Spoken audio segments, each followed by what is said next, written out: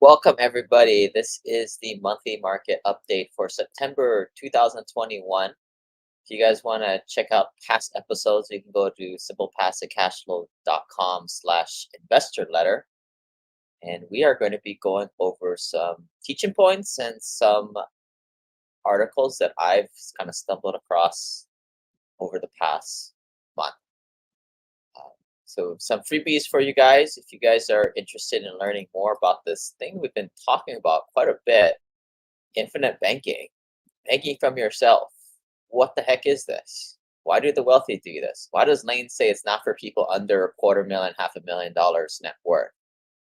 Well, come and check it out on Saturday, September 4th from 9 a.m. to 11 Pacific time. If you can't make it, shoot me an email at lane@simplepassivecashflow.com. I will send you the recordings. But we'll also be put a page for you guys together, which you guys can access at simplepassivecashflow.com/banking. And also, my book is coming out. If you guys want to help me out with the review, shoot me an email and I'll get you guys access to that. Just finished up the audiobook. So if you guys, I know how you guys are. You guys have another book. Ooh, well, you can listen to it on 2x speed and you can probably knock it out in 4 to 5 hours. What is infinite banking? What do you do it? Well, this is why we do it, right? Take an example. Somebody stuffs 100 grand in there. Um, you create this phenomenon where you bank from yourself for infinite banking, where you're able to take a pretty substantial loan against your policy. Now you put that into other investments such as syndications, private placements, rental properties. Should something happen in life, you're able to take the money out. That's where that little cone comes in. That's in the middle of the road. You're generating income within the policy. The policy grows tax-free, and that's why we're using the life insurance as a loophole here, guys. You also enjoy the benefits of asset protection with it being life insurance, and you stop worrying how to grow your wealth and worry about teaching the next generation how to do all this stuff. If you guys haven't met me before, my name is Lane Kawoka. Grew up in Hawaii, was in Seattle from 2003 to 2017. Got a couple engineering degrees, but more importantly, started investing in 2009. 2015, I had 11 rentals, but as of late, I've been more involved in private placements and syndications. Currently over 6,000 units now, working on our 37th, 38th project. I also have a podcast, Simple Passive Cash Flow, and for those of you guys who like the shorter form, quick tip podcasts, can check that out. Quick tips. I think it's quick financial tips from your rich uncle. If you want to go and search that on iTunes and Google Play.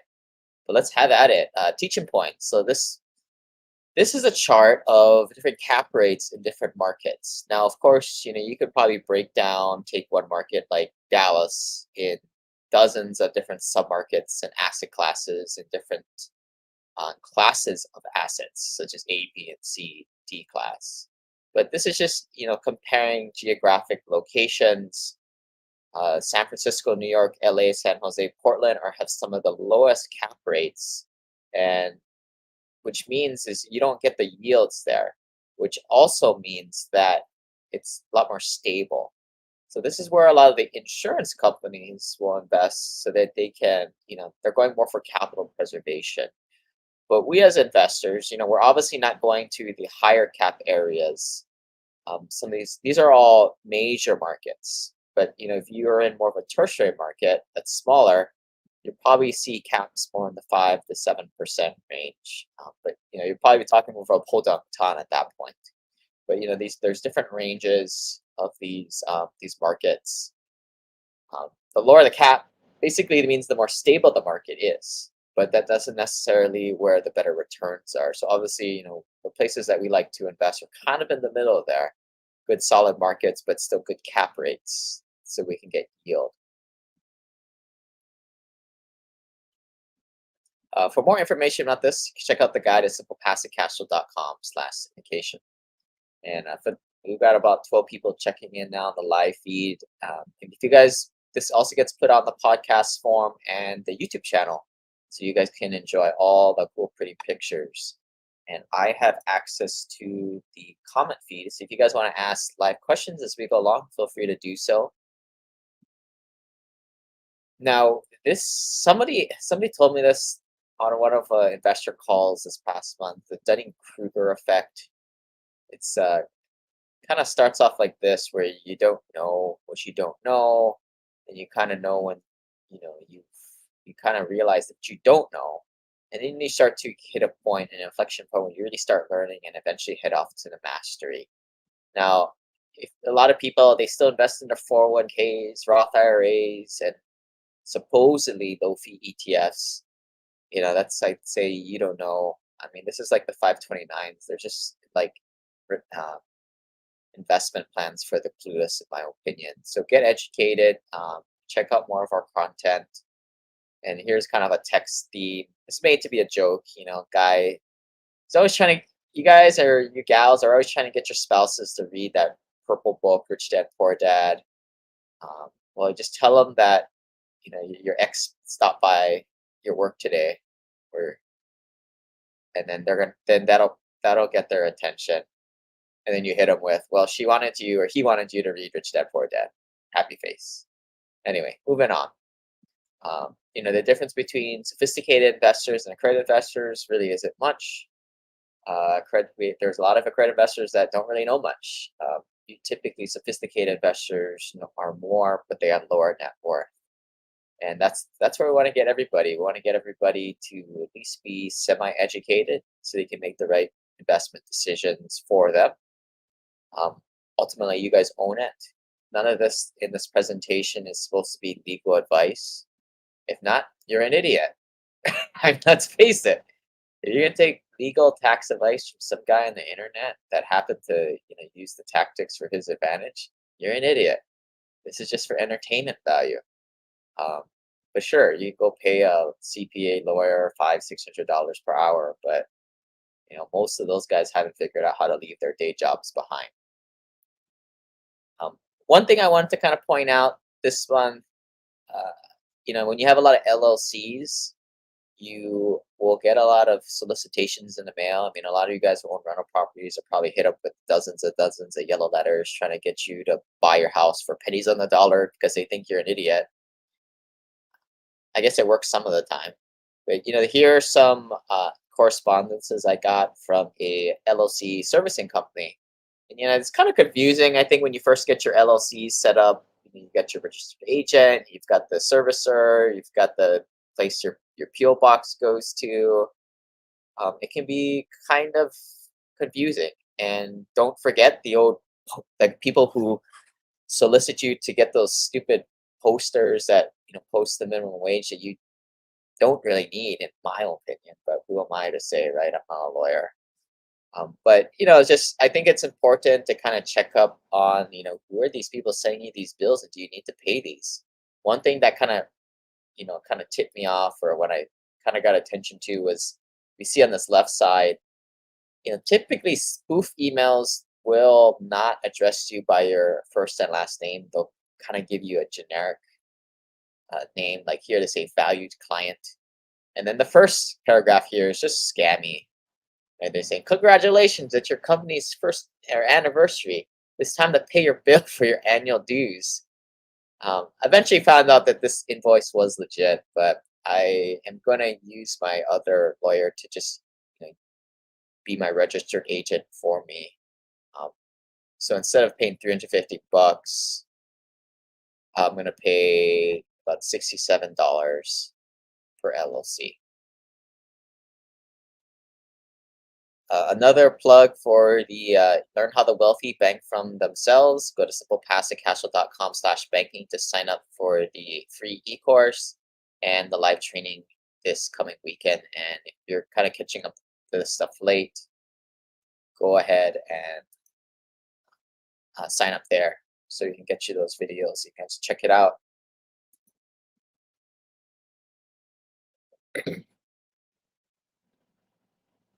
Now here is a flowchart that depicts when you do a HELOC or cash out. Now the reason why I put this in here is a lot of people realize that Yeah, I want to alternatively invest and get all that garbage in the 401k and mutual funds. And maybe I've been doing some crypto, but that stuff is super risky at this point.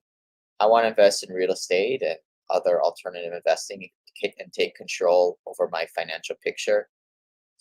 So you burn through your cash, right? I mean, not many people have that much cash, and I don't. I mean, I'm smart. I have it in my infinite banking policy where I keep my dry powder. But for most people coming in, they don't have that set up and they burn through their cash to invest. So where do they go find their other, 30, 50, $100,000 to invest? Well, a lot of times it's either going to be in their primary residence or their rentals or their retirement funds. Typically, I would recommend people to go and rate the equity in their house or their rentals first before they go to the retirement funds, unless in some situations, the client will be like, "I'm just freaked out about the stock market." I mean, what? You have good reason to be because it's all fake money in there. They've been pumping that into the system. But we could probably debate this for quite a while. Now, this flow chart kind of helps you choose whether it's a HELOC or you're going to do a HELOC from your home equity, which is cool because it's sort of reversible, right? Should you not like to alternate invest, you can put it right back into the house. You don't have to pay a lender that origination fee to get the cash out refinance, which is on the right side there. The HELOC is sort of reversible. The bad side about the HELOC is that, if anything happens in the economy, the banks can kind of pull those notes and pull the lines at any point where they cash out refinance. You've pulled that equity, they can't come after it after that. So different circumstances. I tell people, like, hey, do you want to live in that house for more than 5 to 10 years? If that's the case, I would probably push you more towards this right side of getting the HELOC, or sorry, on this right side of getting the cash out refinance, because it's more of a long term thing. If they are going to be, living in the house for just a little bit longer, I probably lean them towards getting the HELOC and then just selling that house at some point. Um, but if you don't know, I would say maybe default would be HELOC first, just for a short time until you get proof of concept. Then you tap the equity more permanently via cash out refinance. For more information about this and HELOCs, go to simplepassivecashflow.com/HELOC. That's their info page on that type of content. Now, getting into some of the headlines. Jobless claims reached the fresh pandemic era low of 348,000. Unemployment is definitely coming down. Kind of weird. I've been seeing a lot of like commercials trying to get people or trying to hire people, right? Or we're looking for good people to work for us. I've never seen that in my lifetime where paid advertisement is going out to not for customers but people that work at their freaking company. I don't know. It's kind of weird. Yeah, I don't know what that means, but perhaps that means that companies want to burn up their PPP loans. I don't know. Maybe that has to do with it, but I think people are looking for good people to hire at this point. Or I guess the other thread is, people will like to complain that, people are lazy sitting at home milking their unemployment checks, which, yeah, we don't want to get into that argument today. Now, this is the census here.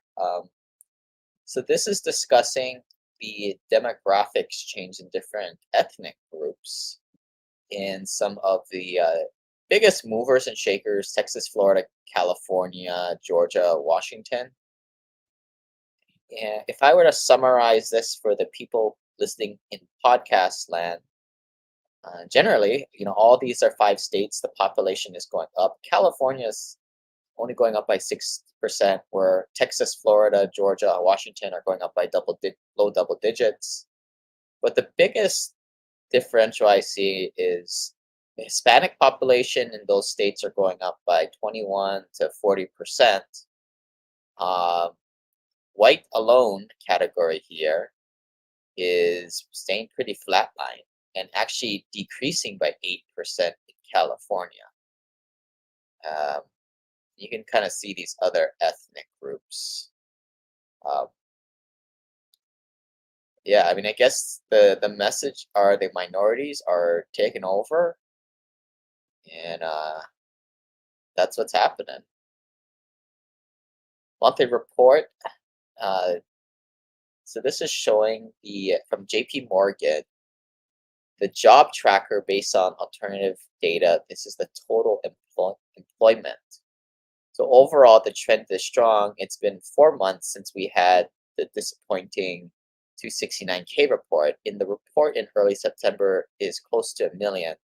The Fed could easily make the argument that goal of substantial further progress has been achieved, which means there isn't much of a reason to keep putting in stimulus, but they still do. And the stuff that I've been hearing about quantitative easing, pumping fake money into the system is probably going to be going on for at least another quarter or two. If I was a gambling man, I'd probably say over a year at least. But who knows, right? And I don't invest in stocks, so I don't really follow this stuff too much.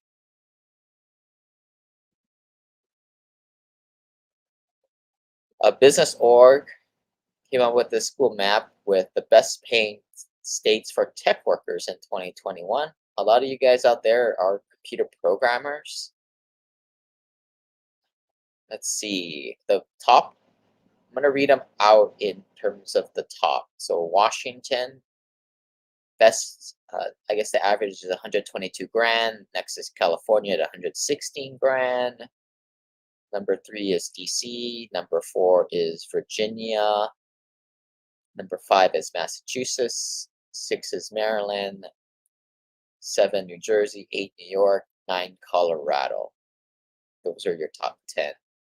And for those of you guys who are just curious, Texas is at number 14. Georgia is number 19. Florida is kind of in the middle at 27. The ones that are bad, where are the non-tech areas? Montana, North Dakota, Mississippi, Wyoming is dead last. Now, this is a chart that we talk about quite often. It is modeling the cap rate in the teal, which has been slowly coming down over the last decade, actually, which means, this is where people kind of complain, right? Cap rate compression, yields are lowering. And this is what drives me crazy. People are like, well, I'm not getting 130% return in 5 years. I'm only getting 110%. Well, dude, because the yields are generally going lower. So, I mean, this is kind of market wide. The dark blue is the 10-year treasury rate, which is, kind of moves around with the interest rates. And for investors, I say this time and time again, it all is this teal minus the dark blue, which is the cap rate minus interest rate. That is the delta that investors make, the spread. And of course, they apply leverage onto that to leverage that yield. And that is what investing is. They kind of move up and down together. So if interest rates go down, cap rates go down, and people are always freaked out that interest rates will go up. Well, cap rates are going to go up, and that if interest rates go up, the Fed and are the reason why they push it up or they let it go up is because the economy is doing really well. And therefore, if you own rental real estate or any assets, you'll probably be the beneficiary of some of that, flow into the market and good economy.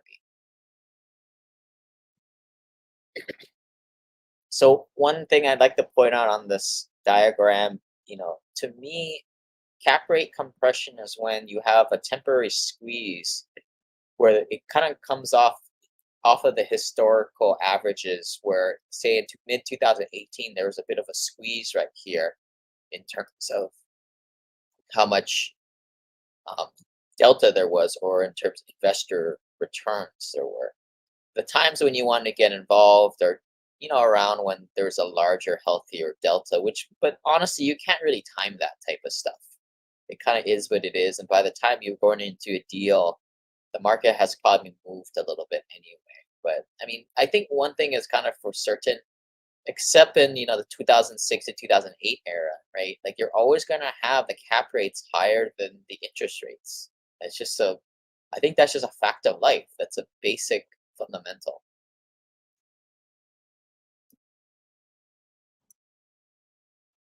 Here again, cap rates lowering.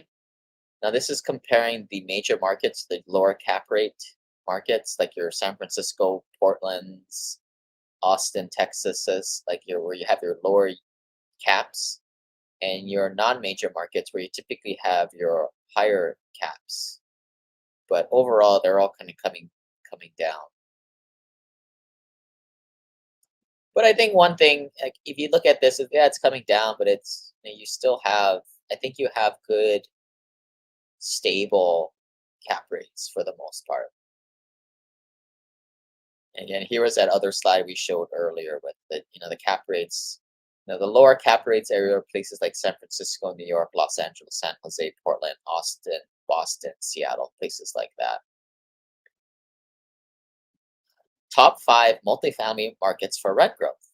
This is from Yardi Matrix, and in order, it is Boise, Phoenix, Spokane, Tampa, Inland Empire.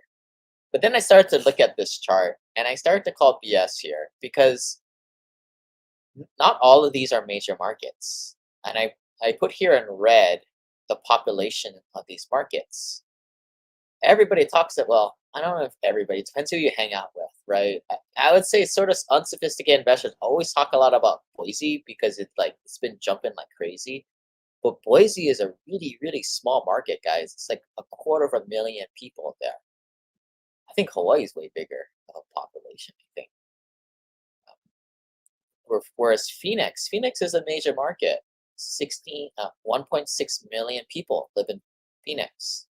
Spokane, Tampa are on this chart, and Spokane's even smaller than Boise at 217,000. Tampa's a little bigger, but still under 500,000 population.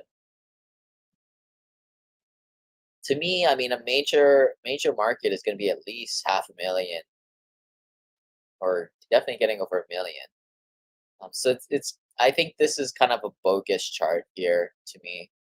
Inland Empire, shoot, what's Inland Empire, right? Do you call Rancho Cucamonga Inland Empire? Do you call Ontario, you know, Ontario, California Inland Empire? I know certainly San Bernardino is Inland Empire, but they have about a quarter million population. If you combined it with Colton, like it's just that, like where you guys like why do you guys call it Inland Empire? It's kind of like this is kind of a bad imagery, but it's like like, oh, you go to the barber, right? And then like you tell the barber's like, well, how far do you want me to cut down your neck, right? Like some people they got the hair going all the way down to their neck or their butt, right? It's kind of the same thing. Where do you draw the line to get this data? But anyway, don't want to offend anybody, of course. People get really offended these days. But here's another chart: small and mid-sized metros with the most economic growth in 2001. Also, I'll just read the small markets, mid-sized markets, and then the larger markets. So the small markets, again, you got to be careful investing in smaller markets because it's not as stable. I'm sure you can get a lot of yields there for the short term, but those would be Spartanburg, South Carolina, Coeur d'Alene, Idaho, Sebastian Vero Beach, Florida, Winchester, Wyoming, Punta Gorda, Florida. Those are your small markets. Now your mid-sized markets. Number one, Huntsville, Alabama. Number two, Northport, Sarasota, Florida. Three, Port St. Lucie, Florida. Four, Boise City, Idaho. Five, Provo, Utah. And then your major markets. Number one, Nashville, Davidson, Franklin, Tennessee. Number two, Raleigh, North Carolina. Number three, Austin, Round Rock, Georgetown, Texas. Four, Jacksonville, Florida. Five, Orlando. Those are your top five for your large metros. I don't know how they came up with this composite score. It has to do with percent change in total employment, unemployment rate, average monthly building permits per 100,000, and average monthly home sales per 100,000. We talk a lot about the South and Midwest. I mean, they're landlord-friendly states, good economic growth. But what are some of the Western markets? I'm not a big fan of investing in Western markets because they're typically more bluer states, a little tougher for landlords out there. But with these Western states kind of getting beat up in the pandemic, maybe the counterintuitive thing is from a stoic investor is to go in now, right? Maybe it's the time to go and do a development in New York City. Just saying. So those top Western markets for growth is Boise, Phoenix, Las Vegas, Tucson, Colorado Springs, Reno, Albuquerque, Salt Lake City, and Denver. All with huge rent growth. You could probably make the argument that all the tide raises all boats. Arbor released their Q2 2021 single family rental investment trends report. So this is not apartments, this is more single family homes. Some of the key findings were occupancy rose to 95.3%, highest level since 1994. Vacant to occupied rent growth accelerated to 12.7%, a record high, and cap rates dipped to 5.8% amidst rising asset valuations. There's a chart here showing single family loan to value ratios. Now, my takeaway on this is I think everybody's thinking, well, when is the bubble going to happen? And, typically people who raise that question up on, internet forums, Bigger Pockets, or people who's only been around for 1.5 years and are freaked out because the prices went up in the last 12 months. One thing I look at is, the loan to value. Are people over their head in debt? Well, I mean, they're kind of healthy. They're kind of still in this band that they've typically been in between 63 and 68% loan to value. Granted, you could probably make the argument that the home equity values went up, so their loan to value goes down. But the way I see it, I mean, at least we're not saying that this thing spiked, right? Because the scary thing is when the loan to value spikes, that's when you know that people are kind of using debt, like the unsophisticated people that don't invest for cash flow are kind of going after debt. Right? Think of The Big Short, where the taxi drivers and the strippers are buying rental properties or just banking on appreciation. Now, one thing that's is interesting here is this chart: investor percentage share of single family home purchases. So this is showing how much mom and pop investors are buying the stock out there versus the institutions. And this is going to be a story moving forward that the institutions are starting to get into the game of residential real estate. Why? Perhaps it's something good to invest in. Whether it is, I mean, that's what the smart money is doing. So in 2000, investor share was a little lower in the 3 to 4% range. That has kind of peaked in 2011, where it went all the way up to 9%. But since 2011, it's been steadily declining, which is saying that it's probably the institutions are buying more of the stock that's coming out. Freddie Mac released, this is their interest rates. You can get Freddie Mac, Fannie Mae loans, but I think this is just a good indicator of what's out there or how historically rates are trending. These might not be the rates you're personally looking at, especially if you're working with a daisy chain lender that marks it up whatever the heck they want. But this is the relatively how interests have been tracking. Earlier in the year we kind of hit a low and then things kind of came back up, but we've been kind of settling back to those all-time lows once again. But I think newer investors, they really freak out about interest rates going up by 1/10 of a point. But like I said, you go look at that chart with the cap rates versus interest rates. Interest rates go up. Stoic investors cool, man. That means the economy is doing well, and my rents are going to be going up, and my cap rates are probably going to be going up too. This is a chart showing the employment rebounding across all industries. So it kind of shows, the takeaway is the leisure here got absolutely killed and is about, I want to say 60 to 70% of where it was pre-pandemic. Whereas, government workers, unscathed, healthcare, education. I mean, a lot of these information, financial, professional services. I mean, most of these definitely took a hit, right? But nothing like leisure the leisure sector. Mostly we're saying, yeah, duh. This is a chart of investors or mom and pop investors were polled, and this is the stuff that you have to deal with when you're a rental property owner. Most accredited investors are like, why the heck would you want to own a rental property? It's a pain in the ass. It's legal liability. Just give me a syndication. And these are the exact reasons why, right? This is what changed. This is things that went up. That was a big occurrence for investors were rent extensions, having to do rent forgiveness nonsense. Um, they had to decrease their rents, miss payments. I mean, the decreasing rents. That's all like it's all the commercial professional property managers that are just killing these tenants, in my opinions, with like 5 to 10% rent growth.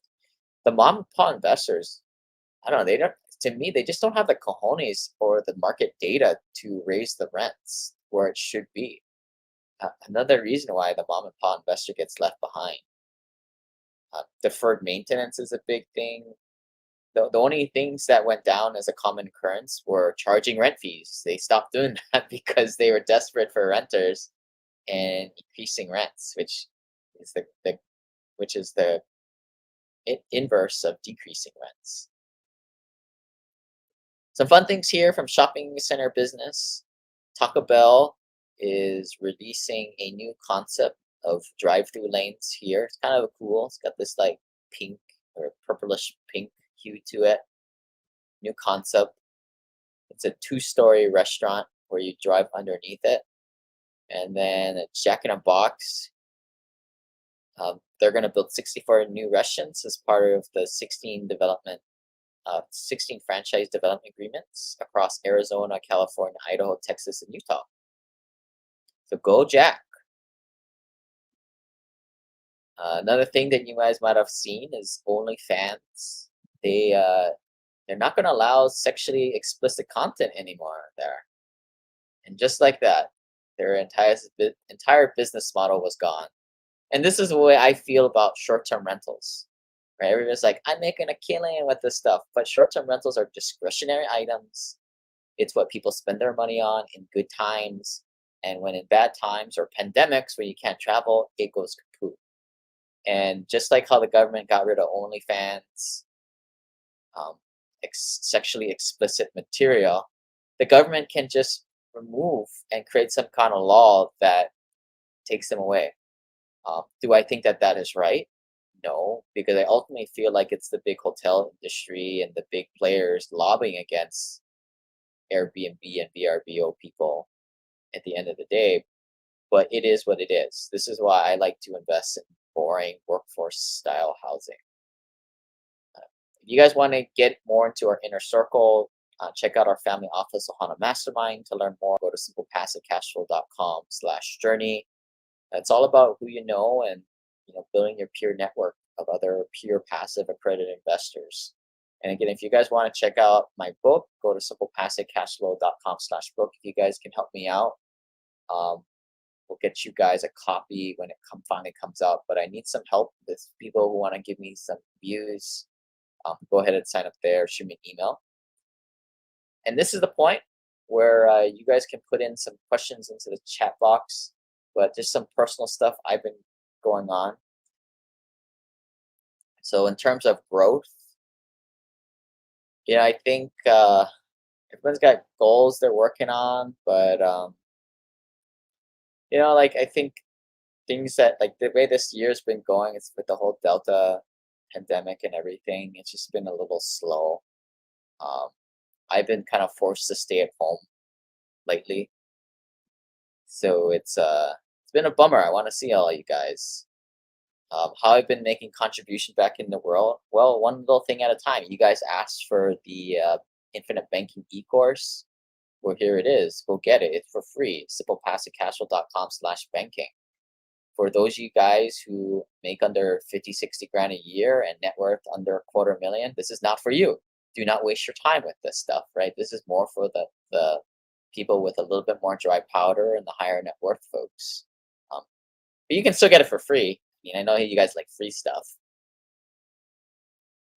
Three significance here. If you guys haven't checked out our Facebook groups, which are mostly on invite. I used to have calls with everybody when I first started to do these things.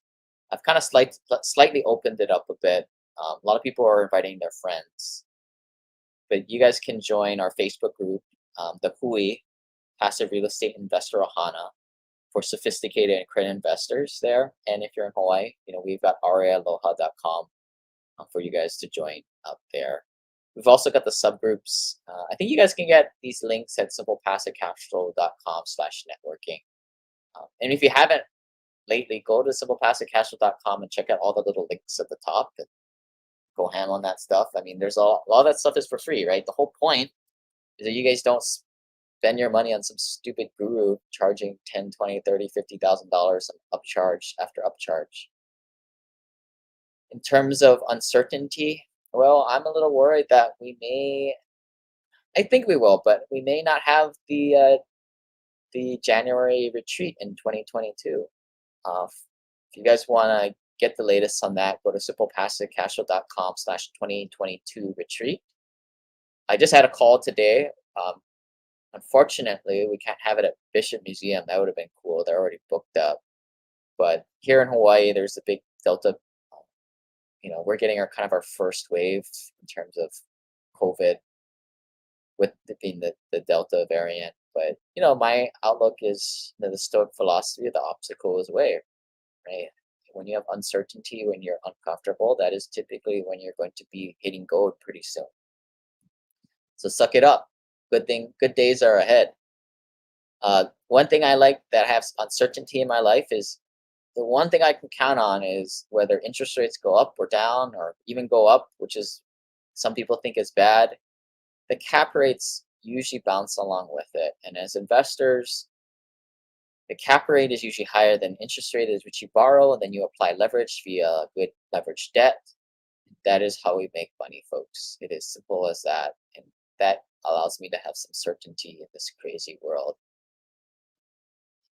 I've been hearing a lot of you guys, I guess half of the people coming into our tribe these days are off of referrals. So I really appreciate you guys telling your friends about Simple Passive Cash Flow.